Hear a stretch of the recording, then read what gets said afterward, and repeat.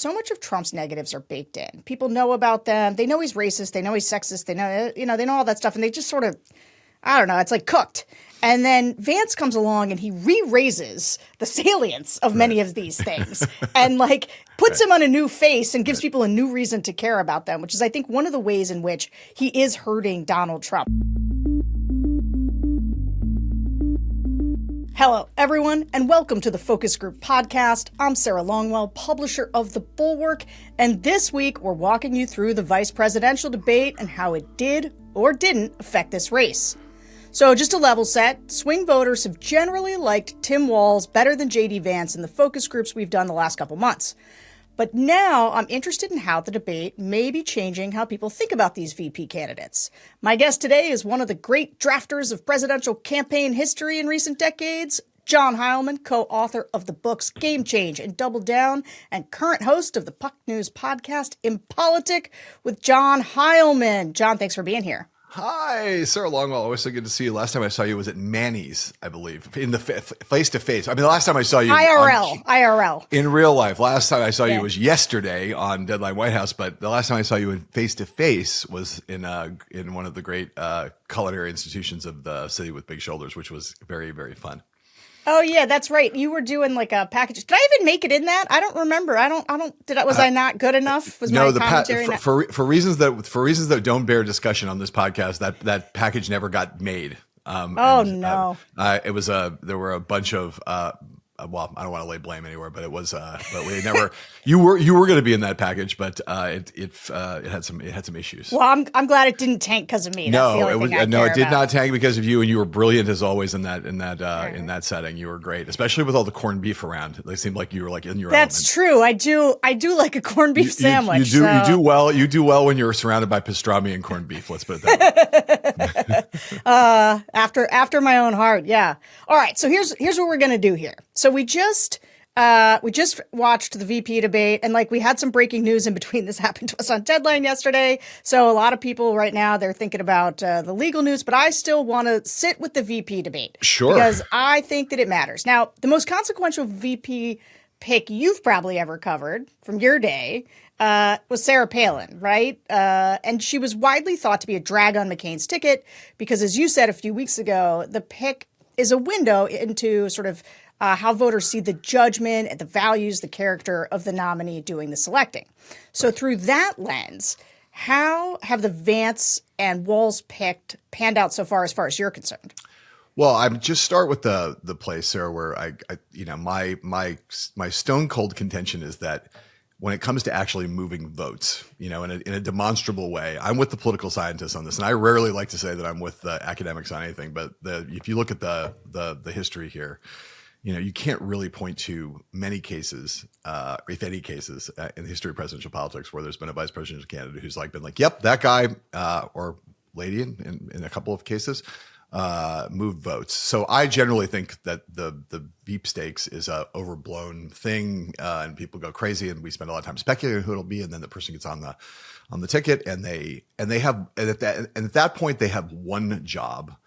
And it's a really interesting window, right? Because it's the only consequential decision, the lasting decision that a nominee will make that will carry over into their presidency if they win, which is who their vice president is going to be. The vice president is essentially constitutionally, it's a high stakes job in the sense that you're first in the line of succession.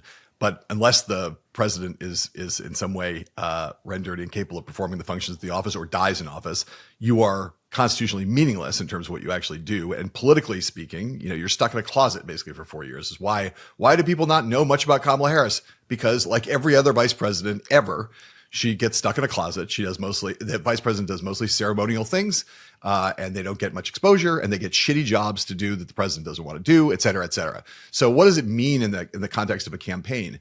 It means that it's important in one respect, which is, does the nominee choose someone who clears the bar of ready to be president from day one? If the voters look at that person and say this is an important choice in that sense.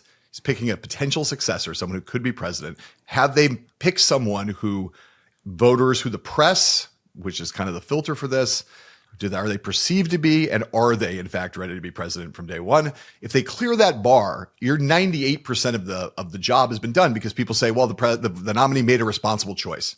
This is why the Palin pick ends up being consequential in some way, because John McCain, who at that point, would have been one of the oldest presidents in history. He was relatively young compared to Donald Trump and let alone Joe Biden, but who had 3 cancer scares prior to that. It was like the actuarial tables were not on John McCain's side in terms of making it through a full term, if you looked at his health history, and in fact what ended up happening. So it's kind of like people were like, he picked the former mayor of Wasilla. And then, of course, she, demonstrated she knew nothing about the world, nothing about how government worked, nothing about anything. And after the initial burst of excitement around her, because she wasn't, she gave an incredible incredible performance at the convention in Minneapolis, and she was a superstar, a rock star on the road, wildly outdrawing McCain at rallies. For about 2 weeks, she was a superstar. And then she started to have to answer questions from people like Charlie Gibson and particularly Katie Couric. And people realized that she knew nothing, and that not even her own fault, I would say. She was just not ready for this job. She was someone who had been plucked out of obscurity. She'd been Alaska governor for less than 2 years. She was not plausible as a commander in chief. And I think that in the end, I'm not that sure that it cost John McCain any votes. It didn't cost him the election. Barack Obama was going to be president almost certainly at that point. But that's an example of how you can fuck up a vice presidential pick. You can also, Dan Quayle's another example. But again, did it cost George Herbert Walker Bush the election? It did not. So again, that's a long preamble to the question, which is, I think that the JD Vance pick has been a drag on the Trump effort. And do I think it will cost him the election or gain him the election? No. But I think from the standpoint of, is a pick that was made clearly not for the reasons that you would normally make a vice presidential pick, which is to say, someone who's ready to be president from day one, and someone who is designed to reinforce and buttress what you believe in, aimed in particular at persuadable swing voters, to try and reinforce, maybe someone who carries your message forward in a convincing way and appeals to people who are going to determine the election. What has JD Vance done? He did one thing, and he did it a long time ago, which was he made a comment about childless ladies with cats that was so culturally resonant that it totally escaped the realm of politics and became something that people who pay no attention to politics, like I guarantee you, if you drove across America and stopped at any gas station and said the words JD Vance, every single person you met would know the one thing about him, which is that he said this demeaning thing about childless cat ladies. And that's a rare thing in our world. Like, most people are not us. They don't pay attention to the presidential race until like the last 2 weeks before election day. And everyone knows that is what JD Vance is who JD Vance is. Everyone heard that comment. It's incredible. The cultural resonance of it was kind of incredible. And I think, he has been nothing but a problem for Donald Trump in that sense. Negative associations, negative connotations, widen the gender gap. He was a bad pick made at a moment when Donald Trump thought he was going to cruise to re-election and was thinking about stuff other than winning this election. He was thinking about his legacy and what would happen to MAGA and what would make Don Jr. and Eric happy and blah, blah, blah. So I think that has been a pick that I think if Donald Trump had to do it over again, he would go back and make a different choice. I think Tim Walz has been strangely, I would say, given how extraordinary his performance was when he first came out, when he was first chosen. Well, actually, before he was chosen, when he launched a campaign to make himself someone who basically no one knew, including most people in the Democratic political class who couldn't have picked him out of a lineup. He decided to campaign for vice president. He went all over media, attacked the Republican ticket, coined the weird thing, vaulted himself into the national conversation, got himself on the Democratic ticket, gave 2 widely seen performances when he was first announced and then in the convention, with on the big stage under the hottest of Klieg lights, with everybody paying attention. Very few people make that transition from obscurity to that big stage and do it successfully. And he crushed it in both of those environments. And then basically we haven't heard from him since, until this vice presidential debate. I think he's done no harm, particularly to Harris, and I think he's done not any particular good. Those 2 speeches made him plausible and got him over the hump of people looked at him and said, okay, fine, tick the box, right? Has he done much? I mean, he's not had a very vigorous public schedule. He's not been out he's not done, other than the first interview she did with CBS, he's not done major media interviews. He's not done a lot of campaign events. He was spending a lot of time getting ready for this debate. So he's been kind of someone who hasn't really moved the needle. And the question going forward, of course, is, really there's only one question, which is the question of like, will Kamala Harris and a lot of other people regret the choice because she ends up losing Pennsylvania by some narrow margin, and people wonder, should she have picked Josh Shapiro, who might have helped her more there? That's the outstanding question going forward. But I think, if you measure it in terms of from the selection to today, JD Vance net negative for Trump, Tim Walz not a neutral for her. She's not hurt her, not helped her particularly. We can talk about this debate in which maybe that some of the calculations here, we'll see what your focus groups have to say. Maybe this debate he will have helped her in some way by focusing on the January 6th question. I think that's to play for, but right now that's where I think the state of play is. Sorry, that's a long answer, but that sets the table for you in terms of of my view of the situation.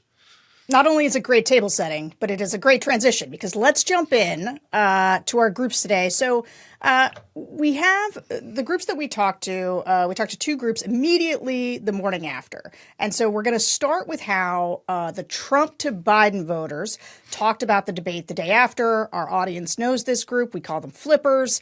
But they voted for Trump in 2016, then moved to Biden in 2020. Some of these people have been backsliding back towards Trump. This is the coalition that Harris has to hold together that elected Joe Biden very narrowly in 2020. So let's listen to what these flippers had to say about JD Vance.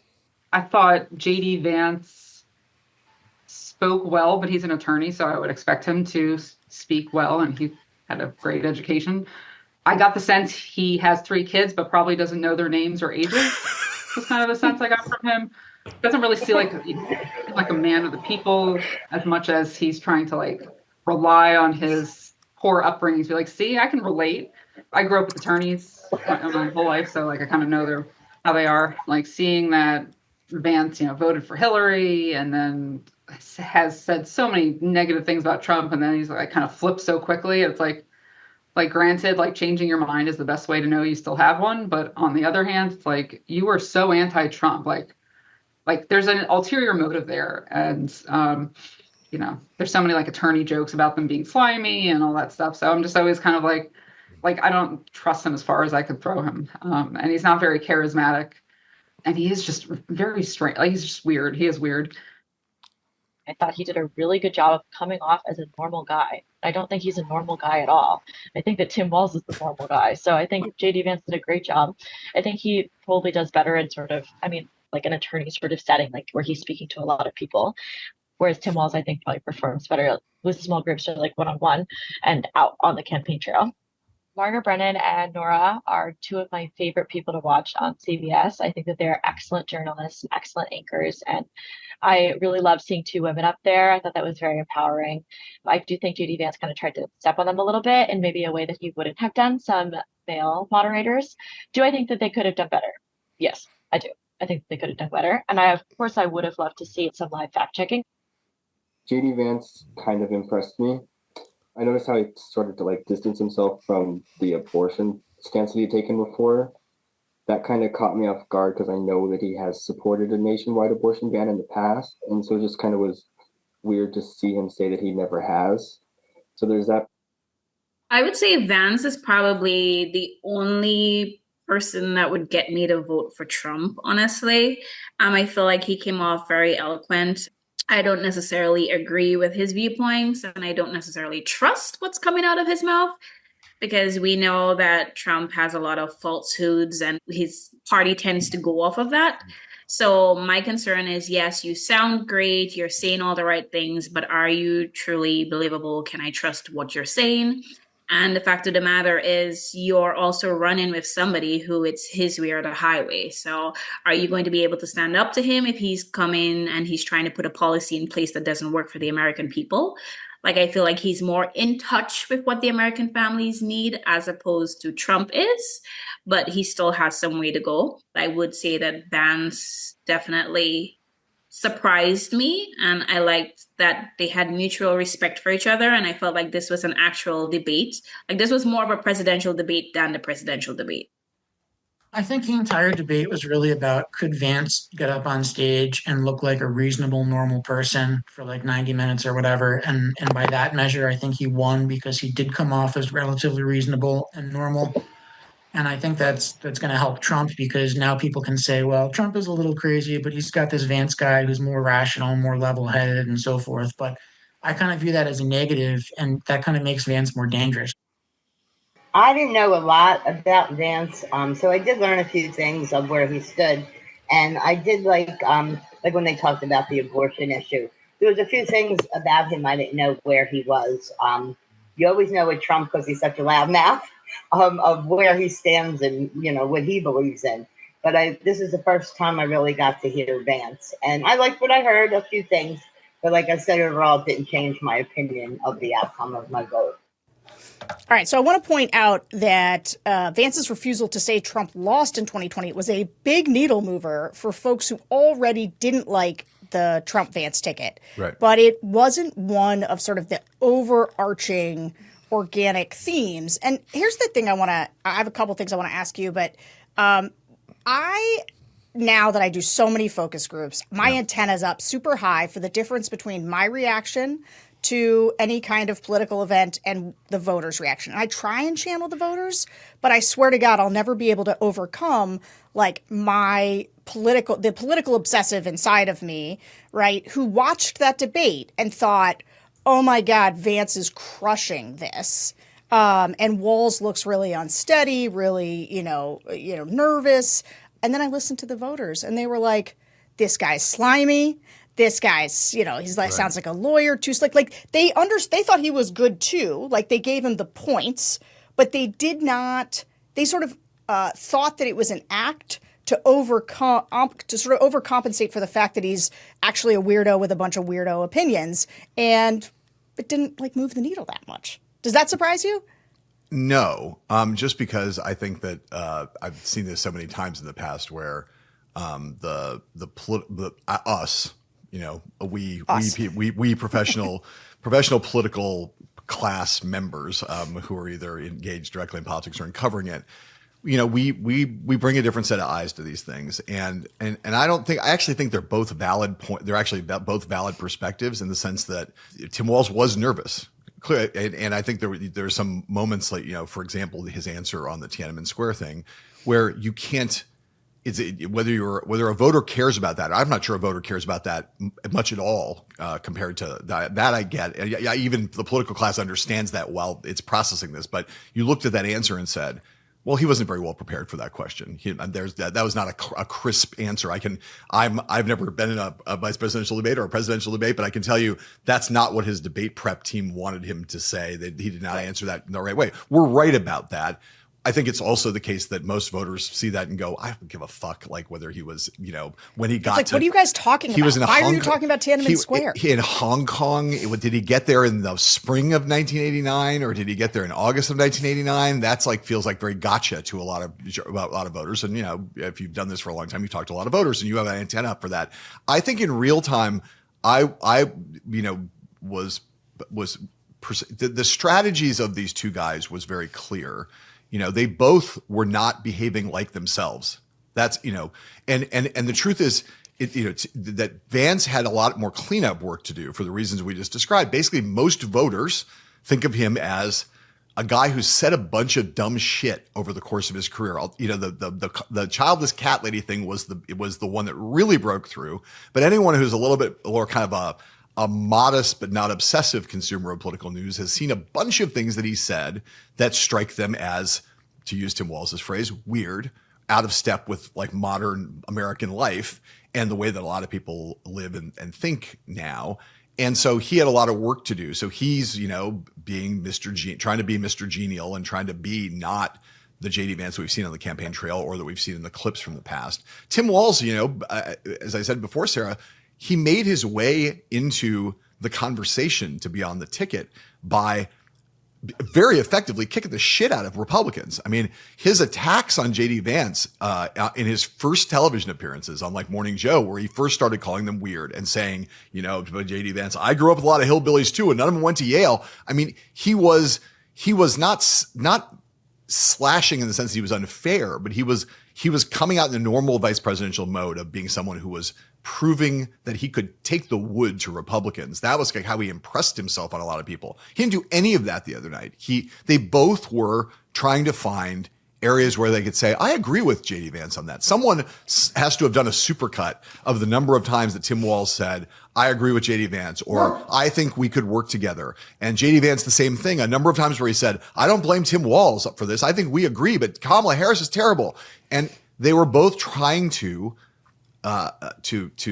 create the simulacrum of a civil, agreeable, policy-driven debate. Obviously, they both thought that was what voters wanted to hear, and I think they're right. I think that is what a lot of voters want. A lot of you voters. heard it. You heard yes, it in the focus group. Yes, exactly. They were glad. Very happy to see. This came up in both groups. People were like, that felt like a more real presidential debate. Right. I liked that they were civil to each other. It was refreshing. Yes, I had that same thought as one of the focus group, or one of your focus group participants, who said this felt more like a kind of old-fashioned presidential debate than when we see Donald Trump and Kamala Harris, which is part of the Trump show. Now, there's an interesting question about going forward about what reminding people of normal politics, whether that actually works to Donald Trump's advantage or disadvantage. But they both were clearly trying to do that. And I had a feeling halfway through the debate that although, if you were scoring this through the eyes of a political operative or a journalist, that Vance was winning on points. And that started to shift partway through the debate when Walz found his footing a little bit more, and the issues started to be guns, abortion, and then January 6th, that you could see the kind of the momentum in the debate, quad debate shift. But throughout, I kept thinking, I bet when we get to the end of this, there are going to be a lot of people who are kind of like, I actually enjoyed that debate. It was, all politicians are a little phony. That's how we all recognize that. That's how most voters have that attitude, which is that all these guys are a little bit full of shit and they're all putting on a different public face than they really are. And whatever they were doing up there, boy, what a blessed relief it was from watching what we saw within Trump and Harris, where, Trump is a lunatic. And even though Harris, I think, dominated that debate and was really good in it, I don't think most Americans do not want a politics of perpetual warfare. That's not and certainly not with the median voter, the kind of voters you talk to, those people are not into that. That's not a vision of what they want for governance. So I sort of got this feeling halfway through. I'm like, I bet we're going to see a lot of post-debate reaction that's going to be contrary to this halfway through the debate thing. Boy, JD Vance is kicking Tim Walz's ass, which was kind of the pundit class's reaction. Didn't surprise me. I think it's interesting, though, to listen to those reactions, how sophisticated even voters who are not hyper absorbed in the political dialogue are about kind of decoding what's going on, listening to those voters that you just played, which is that they're all kind of decoding JD Vance in a pretty sophisticated way, and not like, yeah, he's a fraud, he's a phony. They're kind of like, well, it's good that he's kind of trying to be a little bit moderate himself here in the setting, but they see what he's doing. They're not like, they do. They're not taken in by it, and they're not like, well, this is the real JD Vance. The woman who said he probably didn't know the ages or names of his children, I thought was really, she was like the sharpest eyed observer on the panel. But they all had that kind of like, Well, I do want to say, I mean, people who listen to this show, when we talk about JD Vance, we've played a lot of sound of voters on JD Vance over the last however many months since he's been picked. Right. The voters hate him. Right. I mean, like, they have hated him from the jump. And your point about the cultural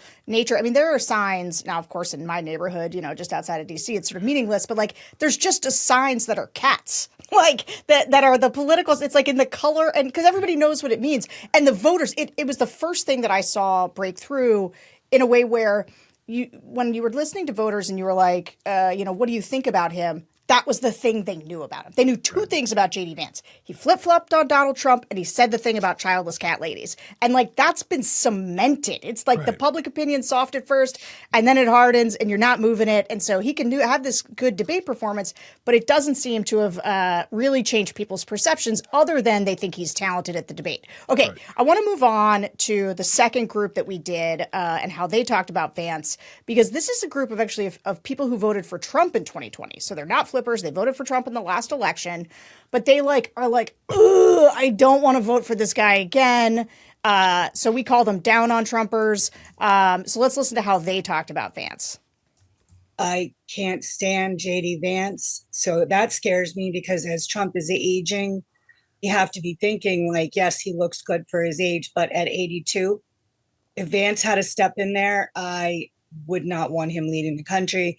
And I guess finally, I would add the abortion issue is a deal breaker for me. And I'm very middle of the road with it. I do believe in some limitations, but more than anything, I think I'm very representative of Gen X with mind your own business. I really feel like the government does not belong in any healthcare decisions. They can barely run the country. So just this is a slippery slope, no matter how you feel about abortion. If they're deciding this today, what are they deciding tomorrow? Stay out of our bedrooms. I think he will say whatever will get him a vote. I think he didn't like Trump, but he wasn't going to not take this opportunity to become a major player in national politics. I think he will go whichever way the wind blows. And I don't like that he made up lies about Haitian people. And I think that was horrible, that those children have to go to school and worry about bomb threats, and they are legally here. His initial response to abortion kind of blew my mind. It was not, no, never, never. It was like pretty understanding, especially for this modern Republican Party. And I'm just hoping that we can see more of that, like where it's more about personal responsibility. Like he mentioned, like, why would I tell a Catholic hospital to provide abortion? My husband's a teacher, like kindergartners having to do active shooter drills is messed up. And so the fact that like Trump was in office, Biden's in office, like we cannot figure this out, really bothers me. And so I know Walz has guns, but his party's gonna just drag that away. So yeah, last night I literally said, I was like, I think Vance is a better spokesperson for Trump than Trump is. And I also personally am just really bothered by the fact that like these big media corporations use these to get a ton of money. Like I haven't watched Nora O'Donnell and CBS in forever, and they come across as really haughty and like, oh, we're gonna fact check, like, and I think they were harder on Vance than Walz too, and I would have loved to see a bit more pushback on him because, like I said, when he had that China answer, that was ugly from a PR standpoint.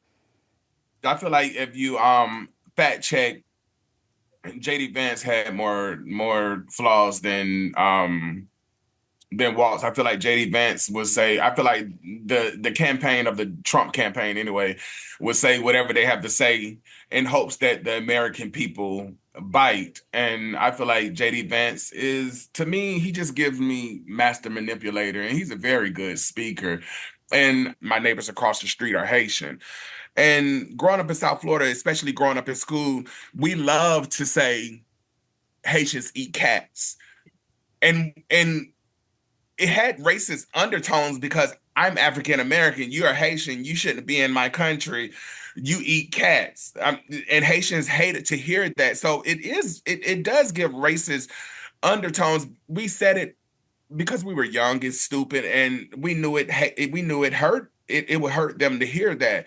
So for the Republicans to be talking about Haitians eat cats, to me, it just comes off very racist, and it's not too far-fetched from how I feel already about Donald Trump. I think I read an article where he planted the story about the Haitian cats, and then you see the after effects, right? Like you see the next day people go and actually kill cats and cook them and then plant the stories and say, oh, look, it's actually happening. He was telling you the truth. Some people are stupid enough to believe that, but like, oh, to me, that's kind of scary. Like to me, that's, when you remember COVID and you see like people running, freaking out over toilet paper, that kind of lets me know that like we can't really handle a crisis. So speaking of cats, the other thing that had broken through with these, and again, these are Trump voters in 2020, but like they're pretty annoyed with Trump. And in the end of the day, I will say 7 out of 9 in that group were going to go for Harris. These are all Trump voters. And so like the one woman who was being pretty complimentary, Yeah. she was one of the people who was still going to go for Trump. But like that Haitian cat thing, even the guy who also used to make that racist joke himself was like, but it's not cool for the Republicans to be doing this right now. That's another thing we've seen come through.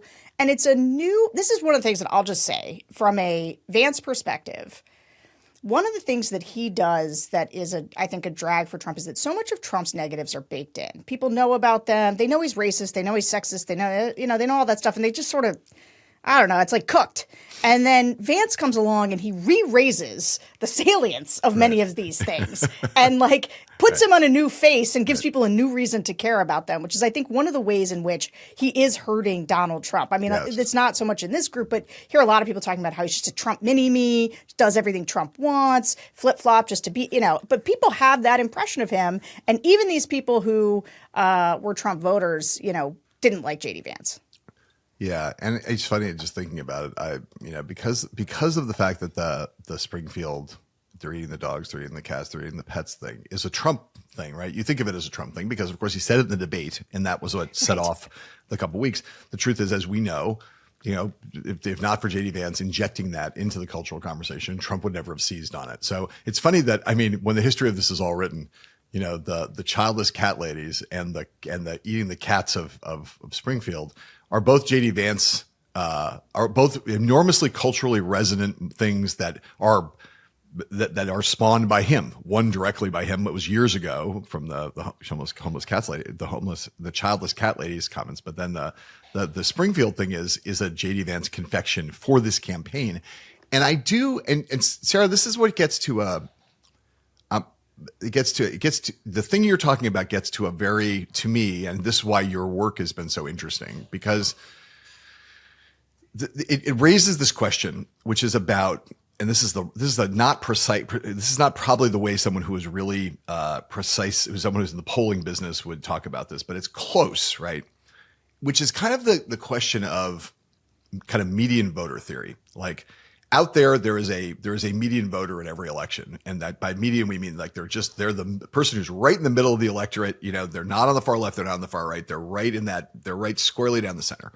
And if you think back to 2016, there is no having spent tons of time covering that election, talking to tons of voters, and then seeing the result, you can't help but come away with make the following statement, which was that in 2016, the median voter in America and the cluster of voters around the median were basically Trump curious.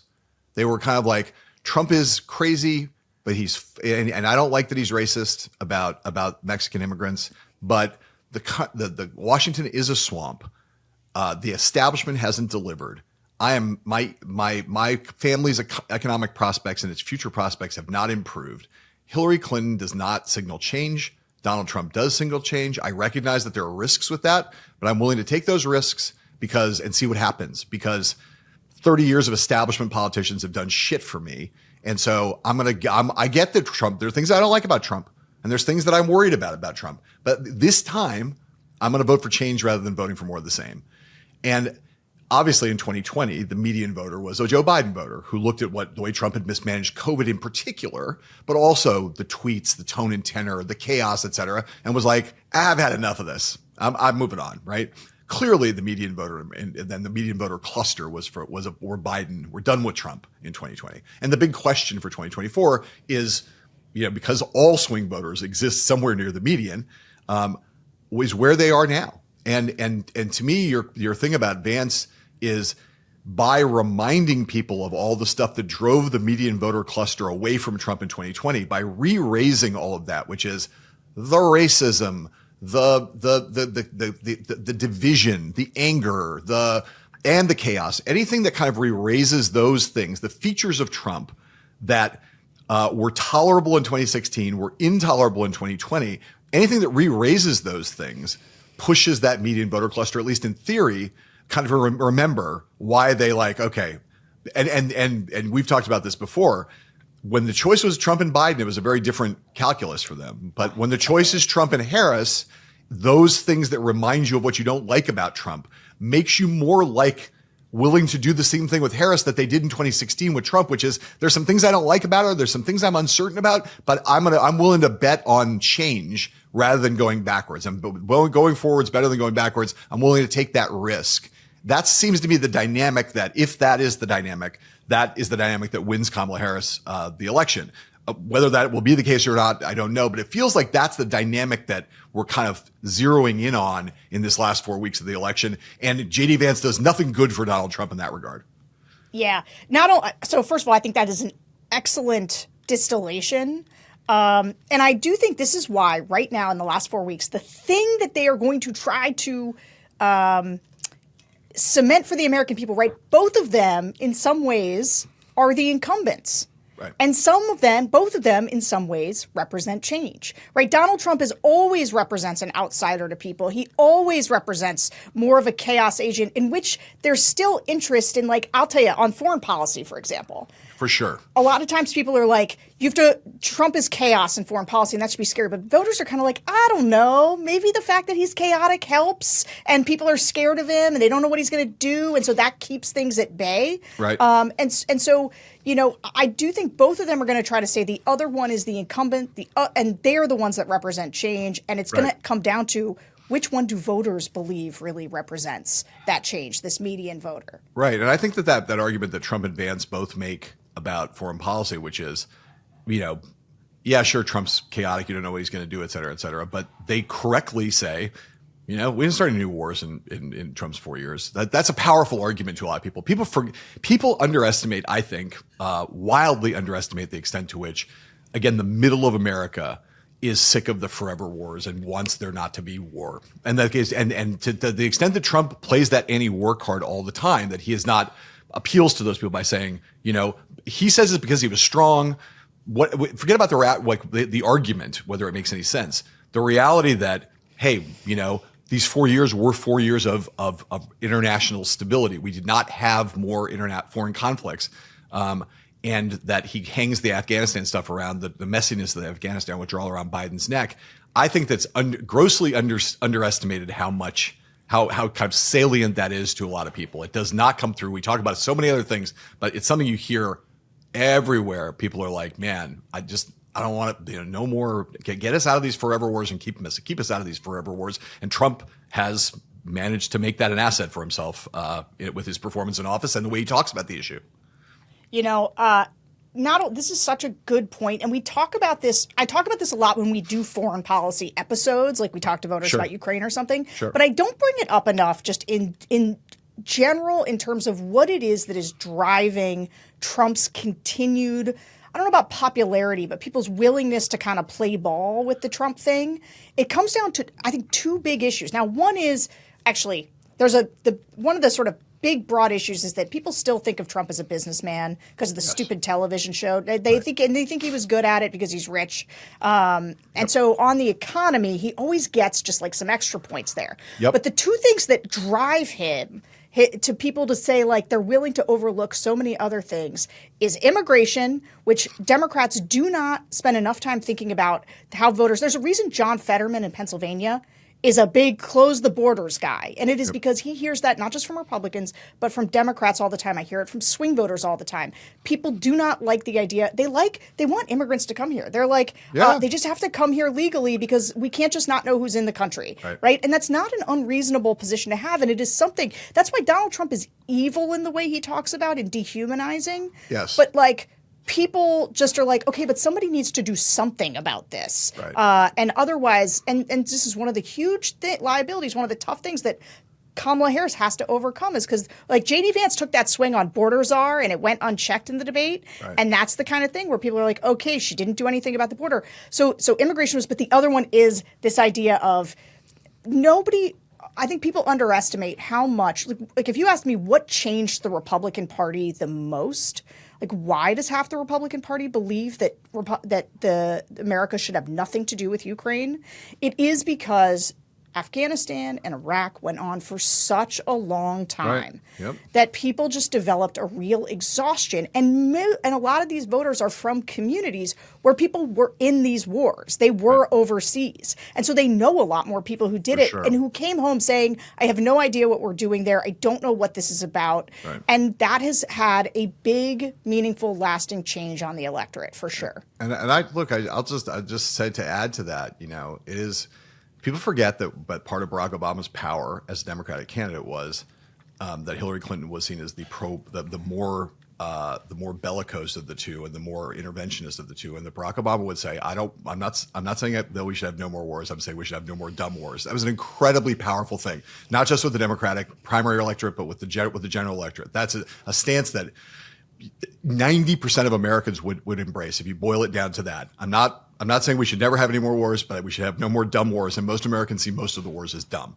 And I will say about Biden is that if you took the age thing out, you still would have had a really hard hand to play, because if you look at all across countries, not just America, if you know anything about international elections and you look comparatively over the last 100 years, the things that lose elections for incumbents, inflation and voters who feel like we don't have control of your own borders. You see it in Europe, you see it in South America. It's like these are like these core things that people look to the government for. It's like if the prices are out of control and the borders are out of control, people will turn on the incumbent, whether they're on the right leaning party or left leaning party, doesn't matter. It gets to these core things of, you know, is our country if our country can't control its borders, we're not really a country. And that doesn't mean that, to your point, there are lots of people on the left, especially lots of people of color on the left, in the Democratic column, whose attitude is, I am happy to see immigrants come here through an orderly, lawful process. I'm welcoming. I want to have the American dream. I love the melting pot. But what I don't want is a border where, when I look at the border, it seems like we do not have our shit together and are doing this in an orderly way. And because so many of, particularly Latino voters, can remember when their parents or grandparents came and what they did, which was they played by the rules. They came in through what was seen as an orderly system. They look back and they go, my grandfather came here and he played by the rules. He did all the things. And now we can't, these people are coming across the border in an uncontrolled way. It infuriates people across the ideological spectrum and across all races. And for Biden, part of the challenge was going to be the border had seemed like it was out of control. Inflation had been too high. And there had been one foreign policy thing that anybody thought about, which was a botched exit from Afghanistan, which reminded people of the Forever Wars. It wasn't his war. He didn't start them. He wasn't there when the Afghanistan war started, but it was still seen as a botched kind of foreign policy thing. So look, Biden's age was the thing that made him fundamentally, I think, unelectable in this race. But those things would have been really large challenges. And it's another reason, one of the great gifts that Harris has is that she's not going to have to bear the burden of the Afghanistan thing, because no one thinks the vice president's in charge of American foreign policy. That's right. And she's done a decent job, I think, on the economy. But this immigration thing still stands out there for the reasons that we said. And I totally agree with you. It's a thing where if you want to have a liberal immigration policy, if you're a Democrat who wants to have a progressive immigration policy, the bedrock of that has to be we have control of the border. And then you can go on and talk about all kinds of the dreamers and all kinds of things about how you want to have a relatively progressive and liberal immigration system. But if you don't have control of the border and people don't believe you have control of the border, you're going to have such a backlash to that you'll never get to the progressive policy goal of letting a lot of people through legally to keep America the melting pot that it's been for so long. Yeah. Okay, I have a million more things I want to say about this, because you're hitting on, this is like very crystallizing in terms of the themes we hear across the board for voters that I think going into this election are critical. But we've got to get to what these voters thought about Tim Walz. Yeah, sorry, we're like Tim Walz. This is what happens with you and me, Sarah. We end up having I know they're interesting tangents, but they're still tangents. So let's get back to Timbo here. So one of the things that was interesting, or that I looked at is interesting, is they did the CBS YouGov Snap poll right after the debate, and I'm always like, okay, about the Snap polls, but it's a little interesting. And 42% thought Vance won the debate, and 41% thought Walz won. And large majorities, so 74% for Walz and 65% for Vance, said each candidate seemed more reasonable than extreme. So both these candidates they boosted their favorability ratings. And I think that doesn't matter sort of overall for the race, but it was interesting to me that I watched the debate, and this is why I know that I shouldn't go with my own gut oftentimes on this, and that I have to listen to some voters talk before I get too wound up, was that to them, they didn't see Walz as a natural debater on stage, but it didn't stop them from liking him more. And so let's listen to how the flippers, the Trump to Biden voters talked about him. I think Walz started off very nervous and shaky, especially when they just went right to him. But by the end of it, I think he got his footing, and they both dodged a lot of the questions. I definitely thought Vance was more confident than Walz, but I mean, although it was more substantive, with any of these debates, there's not a clear answer ever. So you can't really judge, in my opinion, who won based on just confidence alone. You want the actual answers, and I didn't feel like I got that. Tim Walz, I don't know, he just I guess we don't really know much of him, so I wasn't really sure what to expect, but I feel like he could have done a better job. He could have maybe prepared a little bit more just to maybe not be so awkward, I guess. On substance, I would say that Tim won, but on performance, I would say that JD Vance won. Walz, I would say, came up as very he's the grandfather that you need, the one that's giving you the advice. He's very down to earth. And I mean, it didn't really change my viewpoint on him. I like him. I think he will be a great backup supporter for Harris. I very much appreciated the fact that they were civil to each other and respectful. That was my number one takeaway of the whole thing. Their debate and both of their performances kind of made me wish that they were running for president instead of vice president. When Vance was speaking, Walz was furiously writing these answers, and in my mind, I'm thinking, oh, he's going to come back with some big facts in response to Vance. And he never did. He just kept writing. So I was kind of what was that all about? He was great, though. I mean, I thought he was very level-headed. I thought they both did very well. I thought Vance had a little more backup with some of the policies and stuff like that. But I thought Tim Walz 100% did a good job, for sure. All right, and let's just keep moving. Let's go into what those down on Trump 2020 Trump voters said about Walz. I honestly was expecting Walz to come across a bit more I don't know, he could have leaned into the eccentric professor type thing, and he kind of came across his just really intense and hawkish, with his looks in the camera. And, he had some fumbles on his talking points, which were interesting. I thought he handled the Tiananmen Square question horribly. I mean, he showed us he was willing to lie about something that we all know is, I don't know, it was just a really weird answer to me. And I felt more like he was playing a role than Vance was. I thought Walz did pretty well. Surprisingly, there was times where he was a little flustered, but his answers seemed a little more in depth than JD Vance. And, Vance's answers seemed to be more like a campaign slogan, or a lot of the talk points you hear on, Fox and these other networks. And it seemed like he lacked a true understanding of the issues too. When he was trying to challenge Walz on different things, Walz would go back and say, no, well, this is how it works with the law. And I thought, JD Vance probably was just surface level understanding what was going on, and really just trying to pander votes with his speech. I thought Walz won as well. Besides the other debate, I thought there was a lot more respect between the two candidates in this debate. Shook hands, and I really liked the comment when Vance came out and said, "I'm sorry your child had to witness the shooting at the community center." I thought that was a deep sign of respect. They both dance around the subject on if they support Israel. Would they support Israel during the crisis there? And I really like Walz. He said he served in the National Guard, which reminded me of a former President Bush, who also served in the National Guard. So anyway, I enjoyed it very much, but I thought Walz was more detailed in his answers, so I thought he won. it seemed as though Vance was on the rebuttal more than he was being asked questions, which I think gave us more time to get to know Walz. I didn't expect to like Walz, and I feel like they gave him the time to show us that he knows what's going on. I didn't feel like they were completely fair to Vance.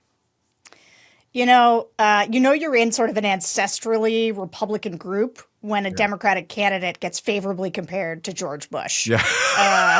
Right? Like, it's just, these are kind of like the Republicans from back in the day who don't like the new Republican Party. And it's a funny thing listening to the swing voters. So the biggest thing that's run through the Walz comments is about how he's sort of grandfatherly and people like the civility that he initiated. Yeah. But I think that maybe one of the reasons, so my buddy and yours, Tim Miller, we were talking about this on TNL the other day. The other Tim. The other Tim. I'm curious who we think is the greater Tim and who we think is the lesser Tim between Walz. A lot of white guys named Tim. Walz a lot of white guys named Tim. Walz and Miller, right? Right, yeah. So tiny Tim, Puka Shell Tim. That's right. Pearl Tim.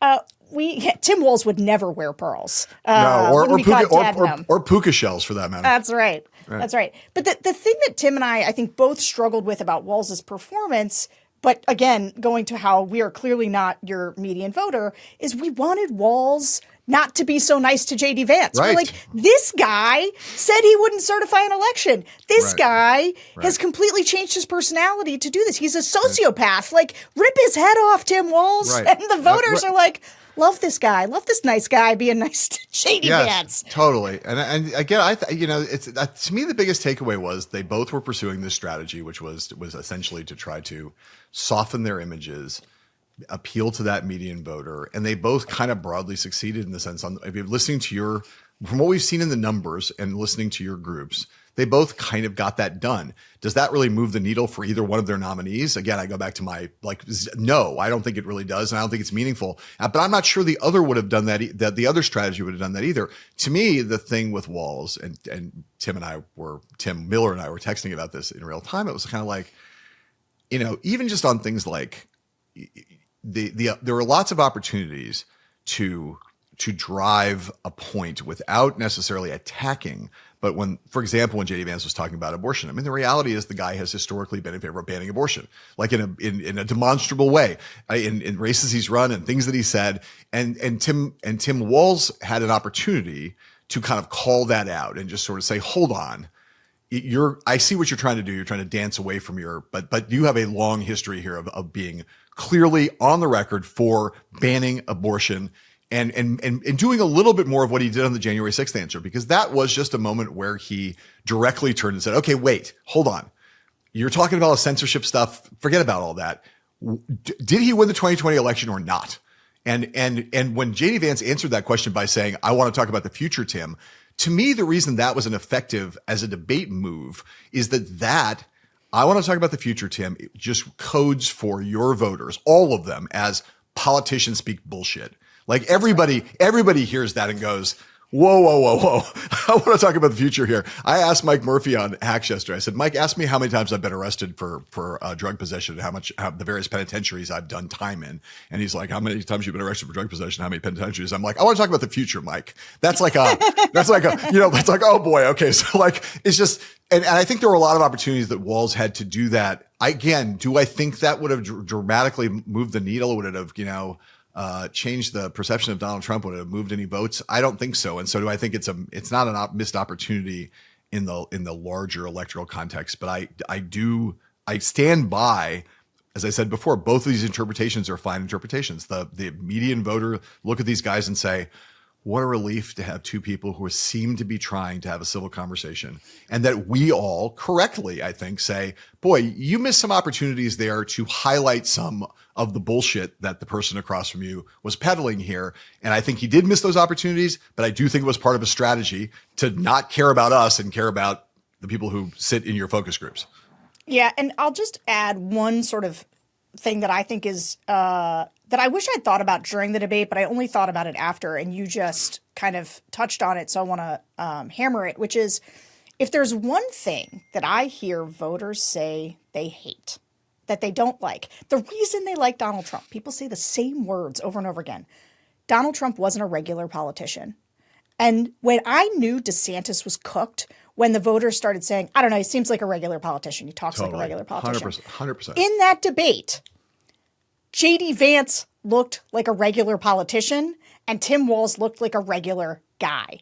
And so even though, so like they're kind of, right, the weird thing you try to do when you're a candidate, I've come to learn, and when I run for something, I'm just going to remember this. I'm going to hold this particular thing. You have to both be somebody who demonstrates that they can handle, like you have to clear the presidential bar by being like, no, I know a lot about stuff that you don't know about. Right. Right. Also, you like me and want to have a beer with me. Totally. Because I don't talk down to you or seem like a jackass or seem like I'm so erudite professorial that we can't hang. And yes, that it's actually just to even make it a finer point on that, it basically has to be, you have to somehow do this very difficult thing, which is I'm one of you, but I also have skills and aptitudes and abilities and knowledge that make me not one of you. I mean, voters want to both feel that you are one of them, and also that you can do a job that they know they couldn't do. And that's it's the ultimate difficult balancing act for successful candidates, is manage to be both of those things at the same time. I am both greater than you, and by greater I mean more advanced, more knowledge, more competencies, whatever, but also at the human level, I'm like someone you would, have a beer with has become like a cliche, but someone who people go, yeah, I see myself in some way in that guy. I get whether it's empathy or they care about me in some way, but there's someone who is essentially human in the way that I'm human, and they're not like just a fraud. And that's part of the key is the authenticity thing is about, they see politicians as just frauds. And if you can get around that, you're a long part of the way to solving part of that riddle.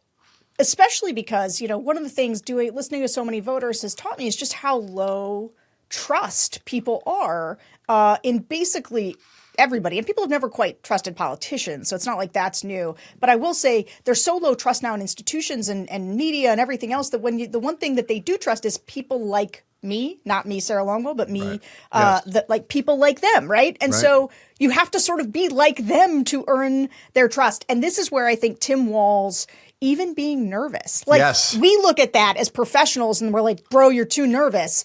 They look at that and they're like, I'd be freaking nervous too. Right. Yeah. Exactly. And they totally get it.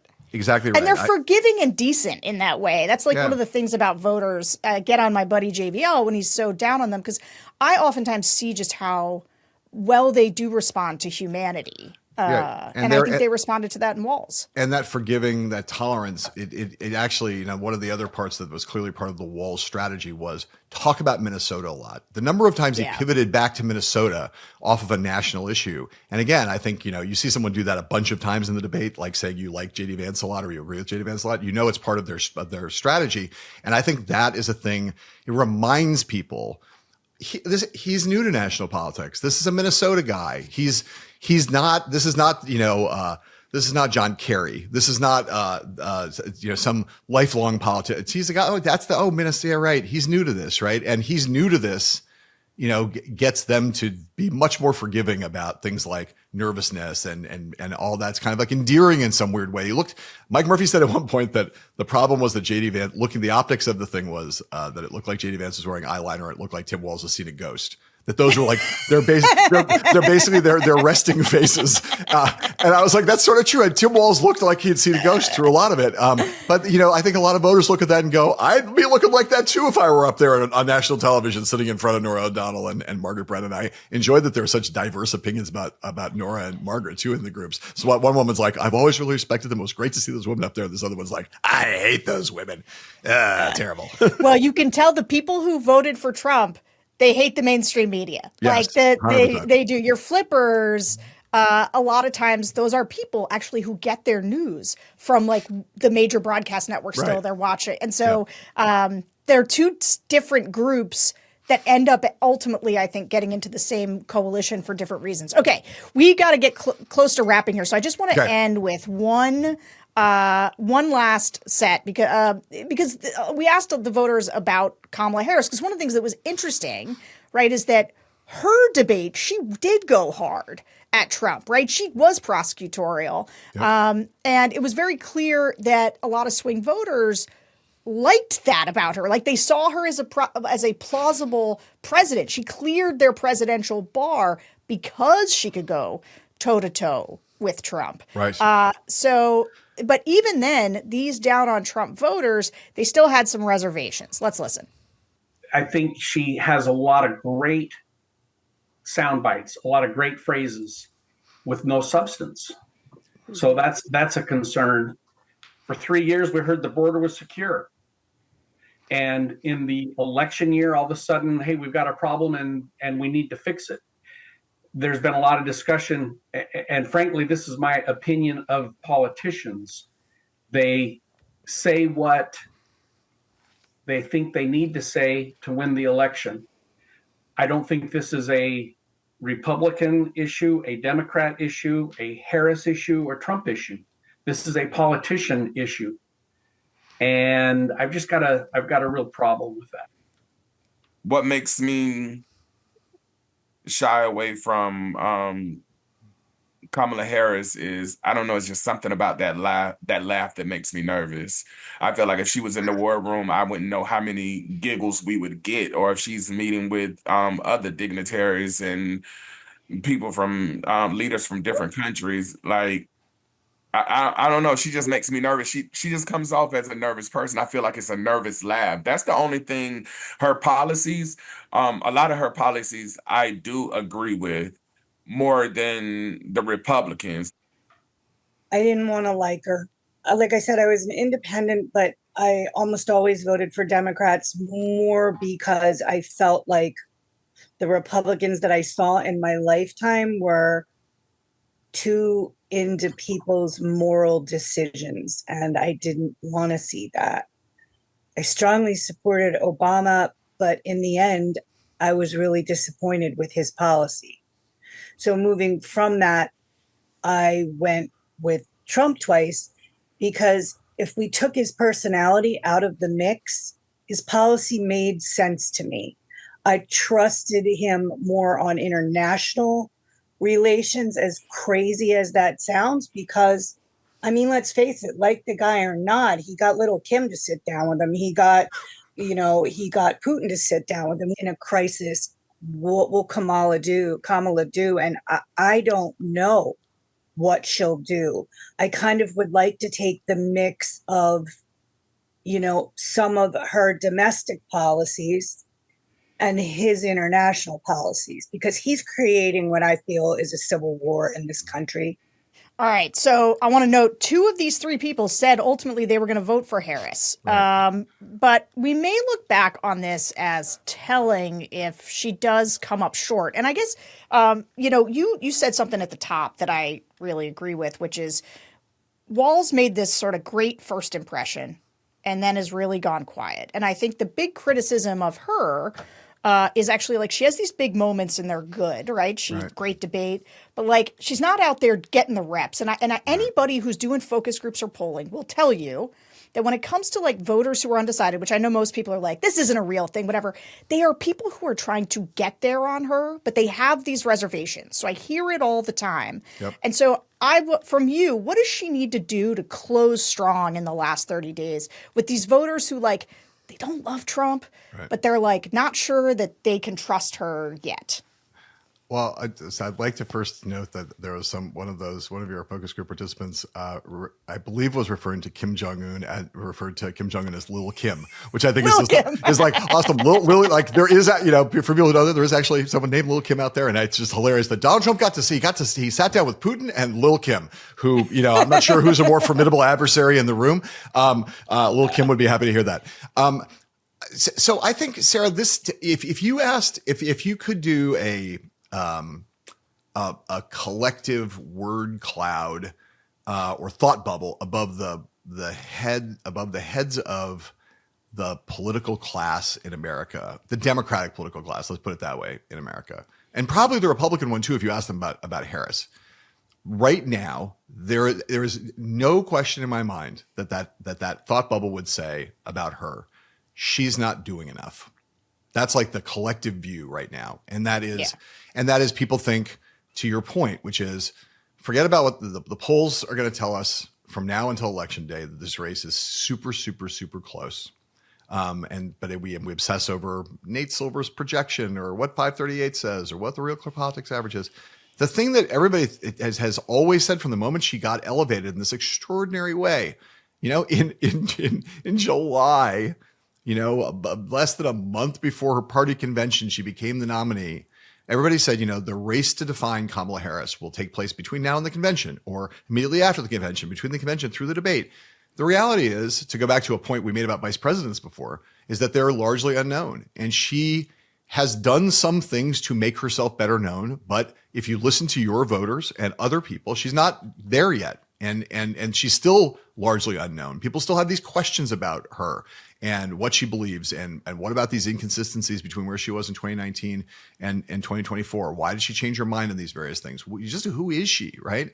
And that's your point about the reps. I mean, you can do some of that work at a big speech at the convention. You can do some of that work at the debate. And I think the unspoken thing about that debate goes back to, in so many ways, they have run a campaign that's been guided by Hillary Clinton's campaign and not doing those things, not making it a gender crusade, not making it about identity, not making it those things. But the reality is, the reason why she hammered Trump in that debate is that it is the case that the bar for a woman to be commander in chief is still higher. Whether we talk about it or not, we've never had one before. And there are still perceptions, misogynist, gendered perceptions out there in the world that a woman is not intrinsically is not as tough as the dudes. And so you heard it from that guy, right? Will she be giggling in the war room, right? Yes, exactly. So for her to be sure, for her, the display of dominance of the battlefield over Trump was crucial to helping her get over the commander in chief threshold. But there are still these voters that you're pointing to who need to just know more about her. And the only solution to that, in the absence of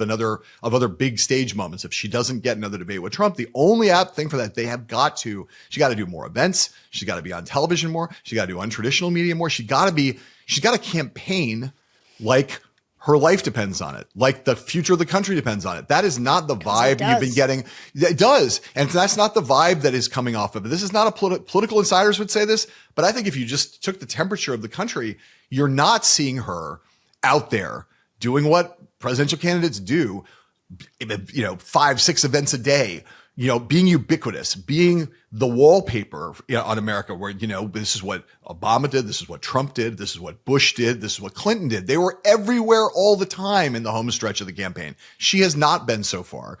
The people who are running her campaign are not dumb.